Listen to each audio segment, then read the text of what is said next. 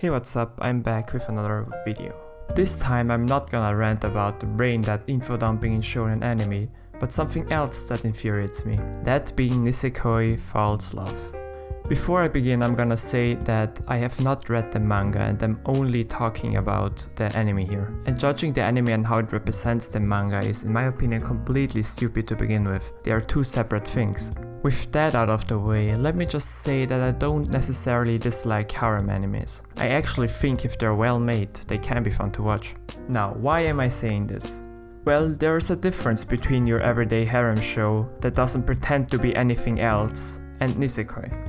Nisekoi starts off just with what seems like a normal romance anime. You got your cliché backstory and schoolgirl entrance, then for some reason the main character and the girl meet in a fateful encounter. Now here's where things get interesting. Turns out there is this other girl that also has some past connection to the MC and has a crush on him. A sort of love triangle has been established.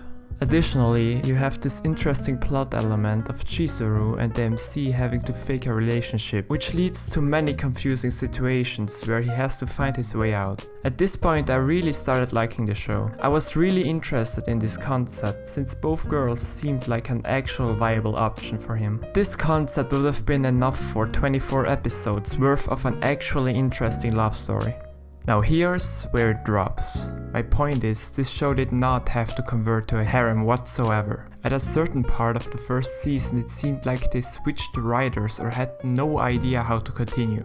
So instead of proceeding the established plot, it makes a complete 180 and starts adding completely redundant characters.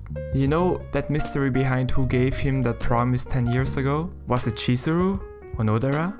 Well, guess what? Turns out it was some other girl with an unlikable personality that randomly gets introduced for no reason at all. And when you find out that dumbass tomboy starts developing feelings for Ichijo, it feels more like an annoyance instead of an actual rival or good option. The show gives you hopes at first, like there's actually going to be a resolution to the already established plot, but then turns into a complete harem shitshow. At first, this even seems like a filler, like they needed more time before concluding the show. So the first season ends in a mess, and then the second season starts. And oh god, Nisekoi season 2 is in my opinion by far the worst sequel to an anime I've ever seen. The entire second season, which had me thinking would conclude this mess, was a filler. It begins with Chitoge acknowledging her feelings, so you'd think they'd do something having established that. But guess what? Nothing happens. This dumpster fire of a filler ends with her just accepting the current situation, with season 3 nowhere to be seen. There was no point to it. It doesn't conclude anything and leaves you with this urge to vomit.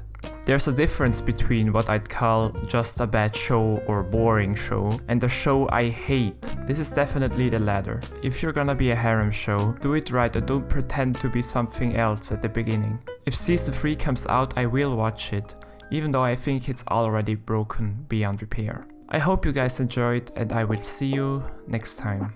Bye.